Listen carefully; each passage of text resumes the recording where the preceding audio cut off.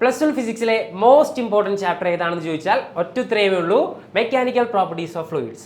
Final എക്സാമിന് ഏകദേശം 10 മാർക്കിൻ്റെ ചോദ്യങ്ങളാണ് ഈ ഒരു ചാപ്റ്ററിൽ നിന്ന് മാത്രം ഉണ്ടാവുക. ഓക്കെ, അപ്പോൾ ഇതിലെ ഏറ്റവും ഇമ്പോർട്ടൻറ്റ് ടോപ്പിക്സ് നമുക്ക് നോക്കാം. അതിൽ നമ്മൾ ആദ്യം പഠിക്കേണ്ടത് പാസ്കൽസ് ലോ ആണ്. എന്താണ് പാസ്കൽസ് ലോ എന്നുള്ള ഡെഫിനിഷനും അതേപോലെ പാസ്കൽ ലോയുടെ ആപ്ലിക്കേഷൻ വെച്ച് വരുന്ന ഒരു ഡിവൈസ് ആണ് ഹൈഡ്രോളിക് ലിഫ്റ്റ്. അപ്പോൾ ഹൈഡ്രോളിക് ലിഫ്റ്റിൻ്റെ ഫിഗർ വരയ്ക്കാൻ പഠിക്കണം, അതിൻ്റെ വർക്കിംഗ് എഴുതാനായിട്ട് പഠിക്കണം, അതേപോലെ അതിൻ്റെ ഒരു ഇക്വേഷൻ ഡിറൈവ് ചെയ്യാനായിട്ടുണ്ട്, അതും പഠിച്ചിട്ടുണ്ടാവുക.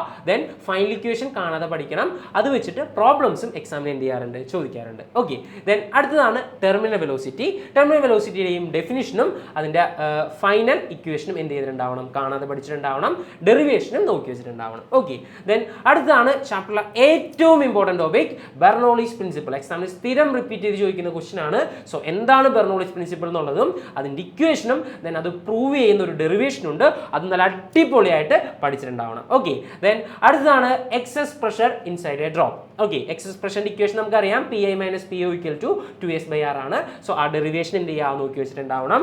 ദെൻ അടുത്തതാണ് ആംഗിൾ ഓഫ് കോണ്ടാക്ട്. അപ്പോൾ എന്താണ് ആംഗിൾ ഓഫ് കോണ്ടാക്ട് എന്നുള്ളത് നോക്കുക.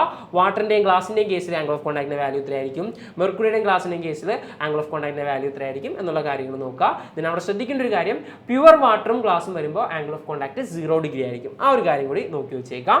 ദെൻ ലാസ്റ്റ് നിങ്ങൾ പഠിക്കുന്നതാണ് കാപ്പിലറി റൈസ്. അപ്പോൾ കാപ്പിലറി റൈസ് എന്താണെന്നുള്ള ഡെഫിനിഷനും അതേപോലെ അതിൻ്റെ ഡെറിവേഷനും ഫൈനൽ ഇക്വേഷനും പഠിച്ചിട്ടുണ്ടാവണം.